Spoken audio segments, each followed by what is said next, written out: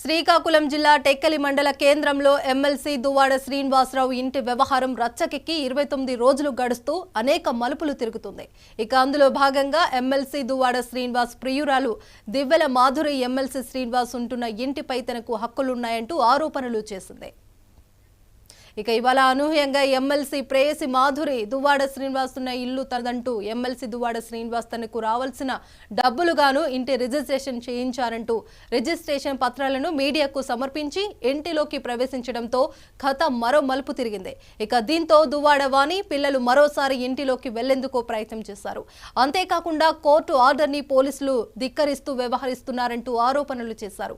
దీనికి సంబంధించి మరింత సమాచారాన్ని శ్రీకాకుళం ప్రతినిధి శ్రావణ్ అందిస్తారు.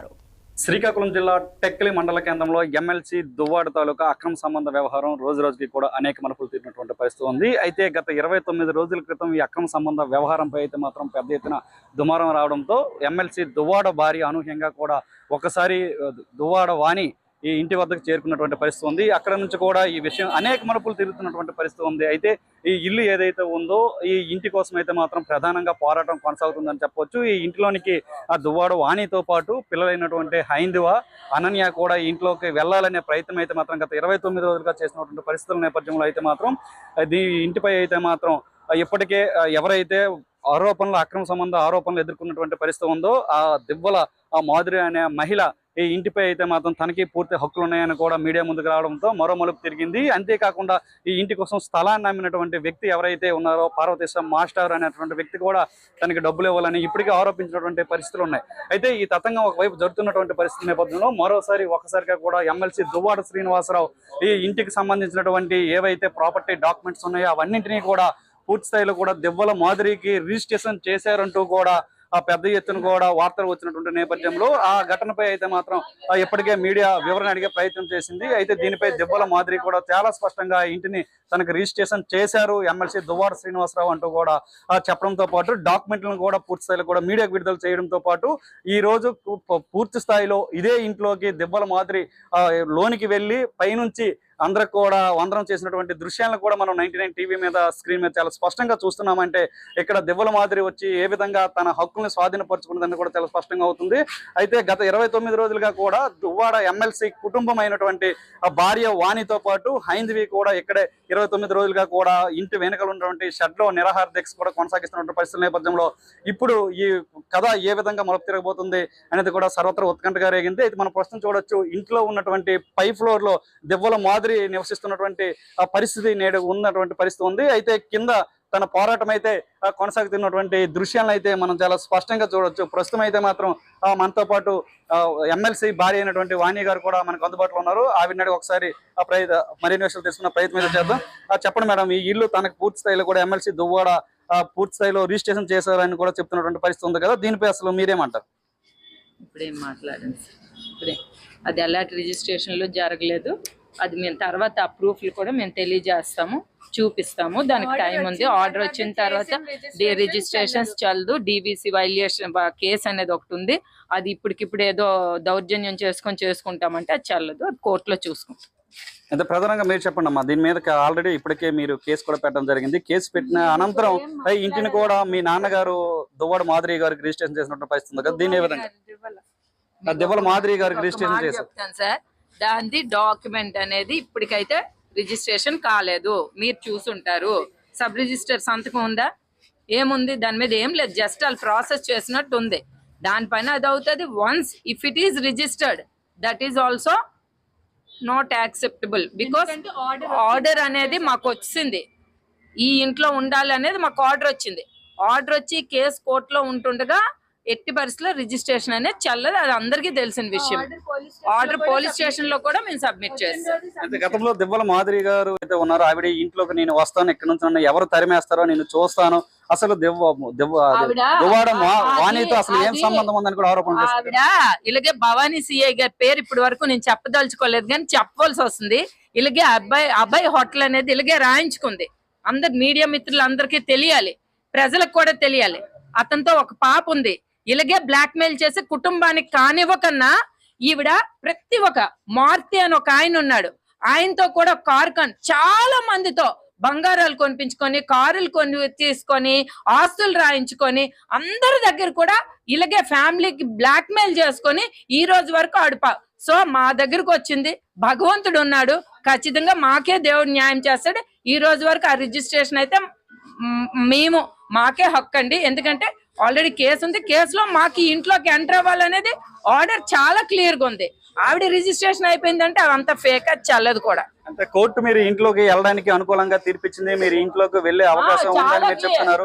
కానీ పోలీసులు మాత్రం ఏం కూడా ఇప్పటి వరకు కూడా మీకు ఆర్డర్ కాపీ ఇచ్చినప్పుడు కూడా అలౌ చేయనటువంటి పరిస్థితి, దీన్ని ఏ విధంగా చూడొచ్చు? పోలీసులు ప్రొటెక్షన్ కావాలి అనేది మేము అడగాలండి. మేము ఆల్రెడీ లెటర్ పెడుతున్నాము, లెటర్ పెట్టేసి అడుగుతాం. అంటే ఇప్పుడు ప్రస్తుతం అయితే మాత్రం మీరు ఇంటి కింద ఉన్నటువంటి పరిస్థితి ఉంది. ఎవరైతే అక్రమ సంబంధ ఆరోపణలు ఎదుర్కొంటున్నటువంటి దెబ్బల మాదిరి ఉందో ఆవిడ ఇంట్లో పైన ఉన్నటువంటి పరిస్థితి ఉంది. దీన్ని ఏ విధంగా చూస్తారు? వాళ్ళకి కామెంట్స్ దండాలు పెట్టడం, కామెంట్స్ స్వీకరించ, అదంతా ఒక బ్రోతల్ క్యాండిడేట్ అండి. ఇప్పుడు మనం ఆవిడ బ్రోతల్ అంటే మన మీద ఏదో తప్పుడు అలిగేషన్స్, అలాంటి ఆవిడ కోసం నేనేం మాట్లాడతాను చెప్పండి? అలాంటి చీప్ ఆ దువ్వాడ శ్రీను, ఆయన సంగతి మీకు తెలిసిందే. కర్మకాలు నాకు ఒక భర్త అయ్యాడు, అతడు ఇలాంటి బ్రోతల్ క్యాండిడేటే. ఇలాంటి బ్రోతల్ క్యాండిడేట్ ప్రపంచమల్లా చూస్తుంటే మినిమం కూడా షై ఫీల్ అవ్వకన్నా, మినిమం కూడా సిగ్గు లేకన్నా మీడియా ముందుకు వచ్చి ఏవో నిన్న కాకన్నా మొన్న మీరు ఆడియో రిలీజ్ కూడా చూసారు కదండి.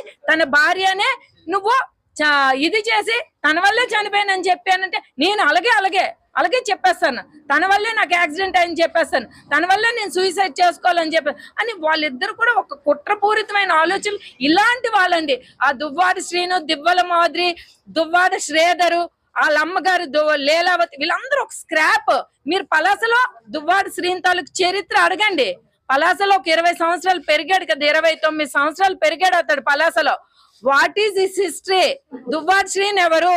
After all class 4th employee కొడుకు అతను, ఒక చిన్న ఎంప్లాయీ కొడుకు.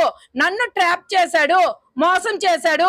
ఈ రోజు వచ్చేమో చీట్ చేసుకొని నా ఆస్తులతో ఆయన ఏమని అంటాడు, నా పేరున ఇదంతా నేను సంపాదించింది అంటాడు. దమ్ముంటే చెప్పమనండి. పాతపట్నం ల్యాండ్ మా ఫాదర్ 2 acres కొన్నారు, 74 lakhs కి 2010లో అమ్మాను. టుడే అది ఆ ల్యాండ్ 7 crores ఇతని కోసం అమ్మాను. అలానే బ్రౌన్ క్వారీ 1 రూపీ కూడా వాళ్ళు పెట్టలేదు, నేనే సర్వం ఇచ్చాను. అలానే ఈ ఆస్తి కూడా 5.5 ఎకరాలు వారణాసి గోవింద్ అని, ఇప్పుడు నేను పేర్లు ఇవ్వాలి, వారణాసి గోవింద్ అనే వ్యక్తికి నా ఆస్తిని తాకట్టు పెడుతూ ఈ ల్యాండ్ రిజిస్ట్రేషన్ చేశారు. శ్రీను గారు సొంత కష్టార్జితంతోనైతే కాదండి, ఇదైతే నేను చెప్తున్నాను. ఆయన ఏదో సెల్ఫ్ ఎక్వైర్డ్ ప్రాపర్టీ నాకు నచ్చిన వాళ్ళకి రిజిస్ట్రేషన్ చేసుకుంటానంటే శ్రీను గారి తాలూకు ఆస్తి కాదండి. నా సిస్టర్ దగ్గర నుండి నేను డబ్బులు తెచ్చి చేశాను. అంతా పక్కన పెట్టండి. ఆస్తుల కోసం నేను ఏ రోజు మాట్లాడలేదు, మీడియా ముందు క్లియర్ గా చెప్తున్నాను. వాళ్ళే ఆస్తుల కోసం తాపత్రయ పడుతున్నారు కాబట్టి ఇట్లాంటి తప్పుడు పనులు చేశారు. ఆస్తులకు అతని పేరునున్న ఆస్తి తొందరపడి ఆవిడ పేరును చేయవలసిన ఆస్తి బ్లాక్ మెయిల్ చేస్తుంది. మీ ముందుకు వచ్చి చెక్స్ ఇష్యూ చూపించింది కదా, 2 crores ఇంటి పైన పెట్టాను అని చెప్పింది, బ్లాక్ మెయిల్ చేస్తుంది, కంపు పన్నులు చేస్తుంది. వీడొచ్చేమో మమ్మల్ని మోసం చేస్తున్నాడు.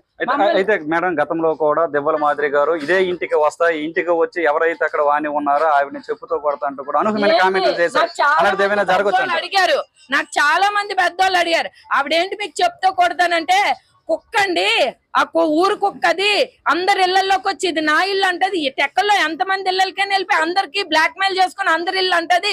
ఓ భవానీ సీఏకి ఇలాగే బ్లాక్ మెయిల్ చేసింది, అతనికి టార్చర్ చేసింది. చాలా మంది హిస్టరీస్ ఉన్నాయి. మారుతి అని ఆయనకి ఇలాగే బంగారాలు. ఇప్పుడు still she's having relation with so many people. Lorry drivers, cleaners, ఒకరు కాదండి. 10th class నుండి ఆవిడ హిస్టరీ శ్రీకాకుళంలో అడగండి. ఆ లేడీ అలాంటిది అయ్యి ఆవిడ స్కూలు, ఆవిడ స్టడీ 30 సంవత్సరాలు అంటే దానికేం 30 సంవత్సరాలు అండి. 40 సంవత్సరాలు పైన పెట్టుకొని 30 సంవత్సరాలు నేను 30 వయసు ఇది అది అబద్ధాలు ఆడుకొని తప్పుడు పనులు చేసుకొని దాని మొక్కము. అలాంటి వ్యక్తి కోసం మేము ఎక్కడ ఇంతవరకు అండి శ్రీరెడ్డి అంటారు, ఆ శ్రీరెడ్డిలు దీనికి సరిపోరండి. అలాంటి బ్రోతల్ క్యాండిడేట్ ఆవిడ. అయితే ప్రధానంగా అయితే మాత్రం దువ్వాడ శ్రీనివాసరావు ఇంటికి చేరినటువంటి మాదిరి ప్రస్తుతం అయితే మాత్రం మనము ఇదే నివాసం వద్ద ఉందని కూడా మనం చెప్పవచ్చు. అయితే గత కొద్ది కాలంగా అంటే దాదాపుగా కూడా 29 రోజుల వ్యవధి నుంచి కూడా ఇక్కడ దువ్వాడ భార్య, పిల్లలు ఇద్దరు కూడా ఇదే ఇంటి వద్ద నిరసన వ్యక్తం చేస్తున్నటువంటి పరిస్థితి కూడా మనకు ఉందని చెప్పవచ్చు. అయితే ప్రధానంగా దివ్వల మాదిరి అయితే మాత్రం ప్రస్తుతం ఇదే నివాసంలో నివసిస్తున్నటువంటి పరిస్థితుల నేపథ్యంలో గంటకి కూడా ఏం జరగబోతుందనే ఉత్కంఠ అయితే మాత్రం మరింతగా పెరుగుతుందని చెప్పొచ్చు.